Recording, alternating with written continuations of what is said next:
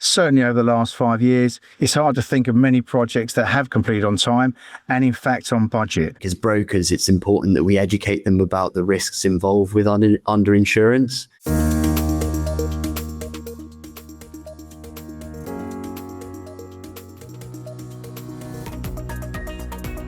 Hello everyone, welcome to Insurance Business TV and welcome to our first UK construction insurance panel of 2026. Today on our panel we have Theo Knottenbelt. He is an associate in UK construction at Gallagher, and John Thacker. He is Chief Commercial Officer Construction and Infrastructure at Aon. So welcome both, and I want to start by referring to some recent polling of UK construction professionals, which shows 78% expect labour costs to rise further over the next 12 months, while a third expect labour availability to worsen. So how are you building persistent labour cost inflation and skills shortages into UK construction insurance placements for 2026, particularly, of course, around declared values, soft cost DSU? And indeed, John, if I'll start with you, how long do you expect it to take to get projects back on track after a loss? Hello, everybody. I mean, obviously, the recent poll and the expectation of this 78% rise to labour costs for the next 12 months is in itself a concern. However, as we know, construction projects hardly ever complete on time. Certainly over the last 5 years, it's hard to think of many projects that have completed on time and in fact on budget. The potential for delays to construction projects that are caused by damage are normally catered for, in fact, normally always catered for within construction policies through the period extension provisions. Insurers agree to automatically provide period extensions within the policy if the policy and the project doesn't actually complete on time, and in doing so, they'll charge additional premiums for the period extension, which can vary from pro rata to terms to be agreed depending on the length and how many extensions are required. Sometimes there may be more than one period extension, and certainly from this current poll, it would suggest that maybe more than one extension may actually be required, and this can sort of vary to overrun of the project, delays, variations, and Paul, right at the end there, you mentioned obviously claims as well would have a big significant impact in relation to how these projects actually start to move forward and hopefully complete at the practical completion. This doesn't, however, deal with increase the costs of the project values, and the construction policies do have provisions for automatic increase to the estimated contract value, and to that extent, they range from something normally up to 15% of the estimated contract value, and the policy will then pay out within the limits in the event of a substantial claim. In relation to delay in startup and potential delays that can cause a loss to the project, this is very much dependent on damage and covered under the construction policy that then triggers the DSU claim. The DSU will pay for a loss of revenue or loss of rent, whatever the actual the indemnity period and the sum insured is actually made up of, if the practical completion does not take place on the date expected, and up to the sum insured and the agreed indemnity period. The sum insured should be adequate to cover the loss, as long as the indemnity period is adequate to cover the potential loss of the revenue. So therefore, again, from this perspective, the delay in startup is very much dependent on the sum insured, and the indemnity period has been agreed right at the outset. Because obviously once a project commences, there is not usually opportunity to revisit this sum insured or indemnity period agreed at inception, which usually should have been signed off by lenders and clients as an adequate amount to provide the adequate insurance in the event of a significant loss. And Theo, just to bring you into the conversation as well, talk to us a little bit about values here and what's having an impact. Yes, so as John mentioned, our policies, whether it's annual or project placements, have specific or specified monetary or percentage limits for the impact of inflation. So although these limits aren't specific to labour costs, therefore, so we should really be proactively highlighting to our clients the impact these current trends may have on claims and the potential inadequacies of the sum insured. Whilst inflation impacts premiums and sum insureds, it also has a longer lasting impact on claim settlements, especially in long tail policies, as the premium today is expected to pay claims in the next several years, which would be increased due to the higher salaries. Just touching on delay and startup as well, as John mentioned, indemnity periods and some insurers need reevaluating and recalculating to consider additional delays caused by labour or material shortages. Loss of revenue assessments carried out by the developer can produce quite a wide sort of range of outcomes. So it's difficult to advise our clients as to what level they should go for, but ultimately it's a commercial decision. And this decision is closely tied to the allocation of risks between the owner and the contractor, because it involves negotiating how responsibilities and liabilities for such delays are distributed within the contractual framework. So a balanced approach to risk sharing is essential to ensure that both parties are adequately protected whilst maintaining, project feasibility and financial sustainability. I want to throw some more stats at you if I can, Theo. There is official data which shows UK construction output fell in the 3 months to November 2025, fell by around 1.1%, I believe. But at the same time, Experian and the CPA are forecasting a return to growth. UK construction output is actually projected to rise around 2.8% during 2026, and indeed more strongly thereafter. So how are you managing to reconcile this near-term weakness with project deferrals, with a medium-term growth pipeline when you're establishing appetite, pricing, limits for UK construction risk during this year?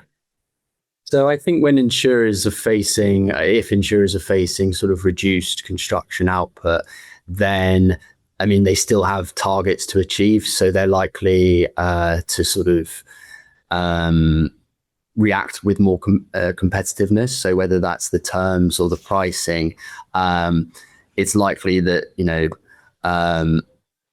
they'll amend these terms and their pricing to win more projects. In terms of the projected increase in output over 2026, I think this won't necessarily, just because there's more output, lead to less competitiveness. We're seeing a lot of capacity entering the UK construction market. So I think terms and pricing and general coverage will remain competitive. I think what we'll see in 2026 is insurers' appetite being increasingly influenced by social and environmental targets, where insurers are keen to promote good news stories. So we also sort of think that insurers might want to sort of continue underwriting high profile projects, whether it's national projects, and also fostering annually renewable or existing client connections. In terms of whether insurers are getting it right, it's difficult to say, as each insurer can have a very different approach to the changing levels of construction output and also competition. For the client, the competition is great, as it means more favorable rates and terms. But as long as insurers change their appetite, pricing and limits appropriately and sustainably, which we believe, on the most part they are. Yeah, so Theo has clearly described a picture there, John, where construction insurers are still hungry for business. But I'm wondering about your overall perceptions of the picture. Do you think that it's genuinely a mixed market right now? Absolutely. That's exactly what I put down here, Paul. If we look at the UK construction market today, the picture is quite mixed. Theo's made some really good points there. And actually the insurance market is, it's softened, and how much more it still softens. And there's a lot of insurers out there that still have appetite. We've just gone through another renewal in relation to the 1st of January, which is when most of the insurers' treaties are renewed. And that's when they start to, one, see the capacity, two, any relevant extensions and exclusions, and we've not seen really anything in relation to that at all coming into 2026. If I look back into 2025, we had a really strong year from an Aon perspective, and we actually see this happening as we go into 2026 as well. One area that we're really seeing a growth, and I think all brokers and all insurers are seeing this as well, is data centers that are really pushing the boundary in relation to, it's not just the UK, it's globally at the moment, and within Aon we have a data center program, and it's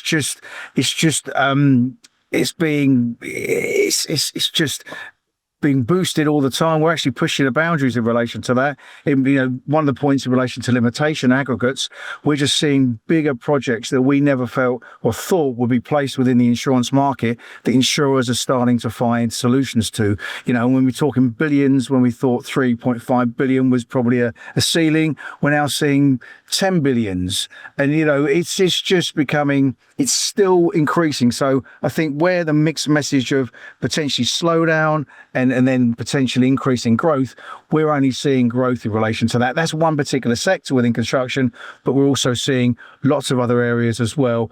And the pipeline that we're starting to see from contractors and from developers as well is really showing quite a good growth going forward.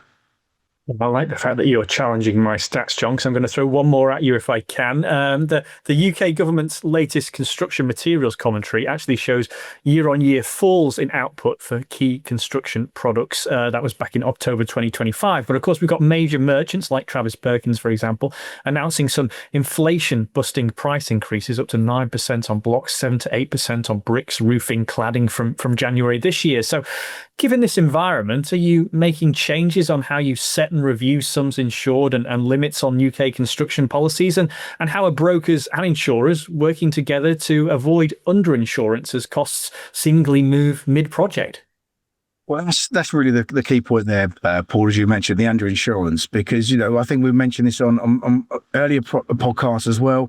Construction policies don't have the same average clause, or don't have an average clause that a lot of people appreciate and see within property policy. So construction policies are very much paying out on the reinstatement value when you're looking at the contractors or risks. In relation to the delay in startup, it is very much the sum insured indemnity period.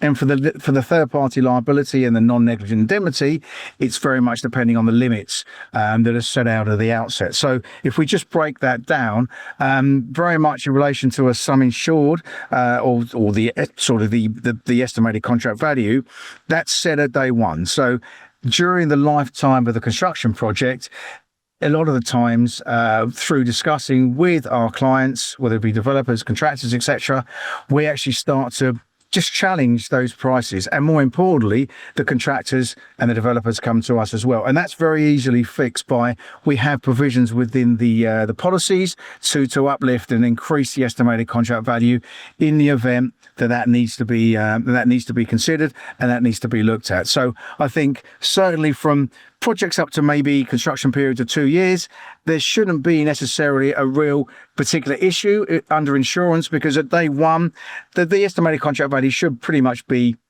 there or thereabouts. But it's more the projects that are 2 years plus that you can maybe actually question, are those projects are going to continue?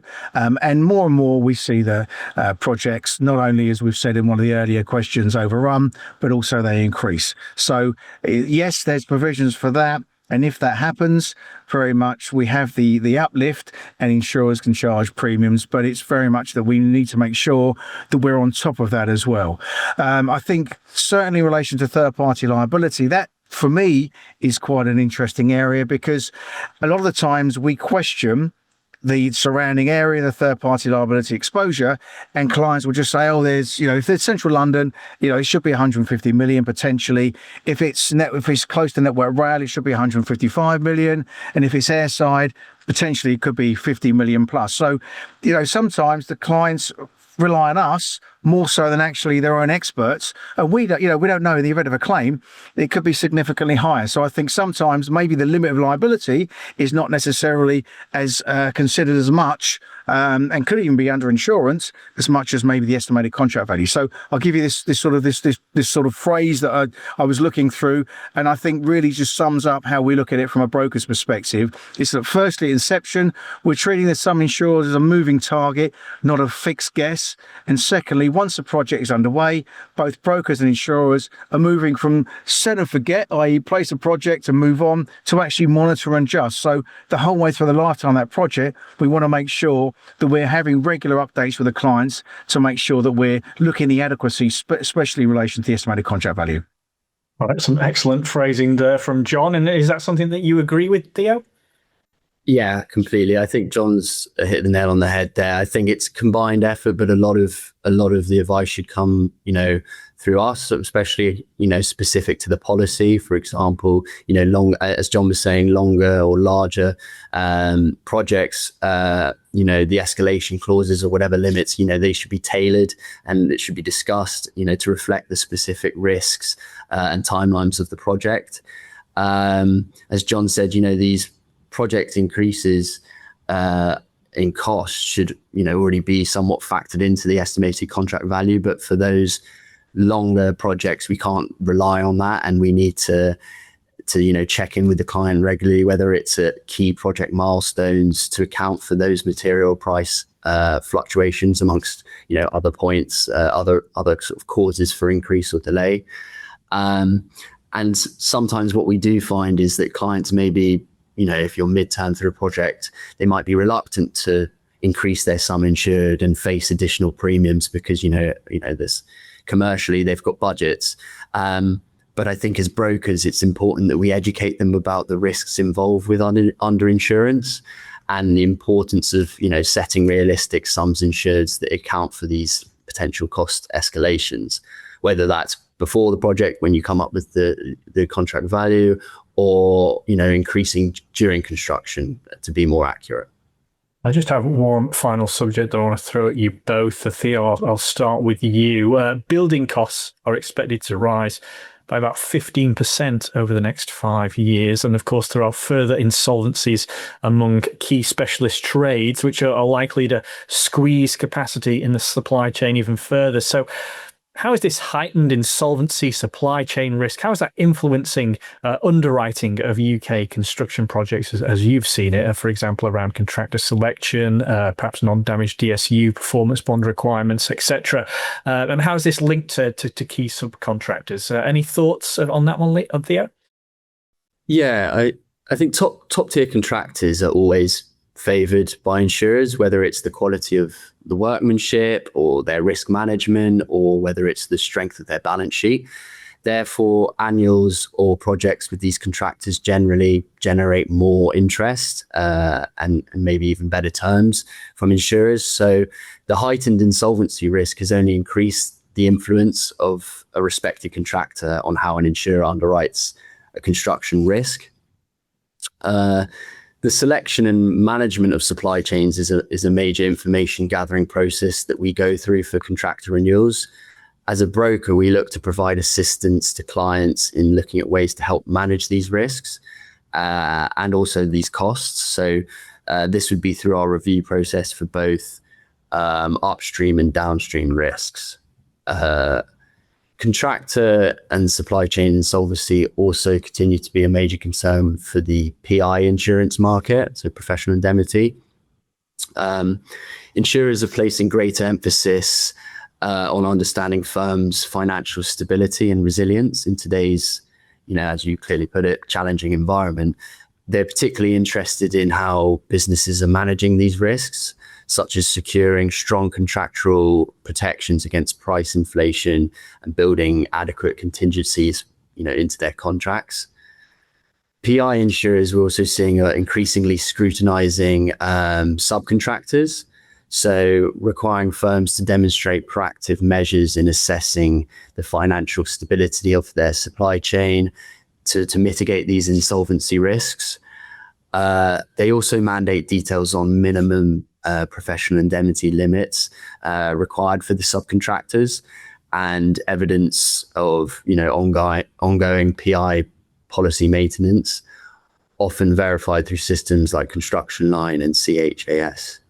Well, John, if you don't mind, can you just delve a little bit more into the administration picture here? Are a lot of companies struggling? Yeah, I mean, look, absolutely. I know you mentioned in one of my earlier answers to question your stats. I might just question some of the stats here in relation to ISG and how the fallout of that has actually sort of worked. I mean, look, there's been a significant amount of contractors that have fallen into administration, but actually it began back in 2023. It may even been before that.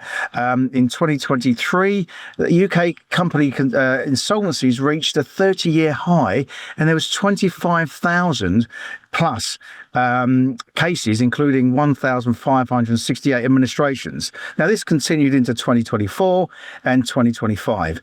And sadly for me, at that particular time, I did actually start to make a note of the number of contractors falling into administration, because that is our area of expertise. And we want to make sure that, all the projects that we're involved with and clients, to make sure that, there isn't going to be suddenly this, as it ended up being, a, catastrophe, certainly in relation to ISG. Now, ISG actually went into administration in September 2024, and the fallout of that has actually already, we were seeing significant performances and improvements, certainly in some of the contractors, and also contractors have benefited from that through the ISG projects that were actually halfway through being built, that contractors have actually now carried out the work and have moved forward in relation to that, and their revenue has grown because of that.